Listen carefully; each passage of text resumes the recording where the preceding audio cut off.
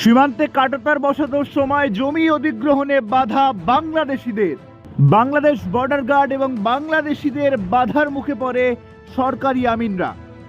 শুক্রবার কোচবিহারের মেকলিগঞ্জ সীমান্তের 0 পয়েন্টে জমি অধিগ্রহণের কাজের সময় বাংলাদেশি এবং বাংলাদেশ বর্ডার গার্ডের তরফ থেকে বাক্য বিনিময় শুরু হয় এবং সেখানে অ্যাকশন মুডে যায় বিএসএফ। আর বিএসএফ অ্যাকশন মুড নিতেই বিজিবি এবং বাংলাদেশিরা পিছু হটে আর নির্বিঘ্নে কাজ শুরু করে সরকারি আমিনরা।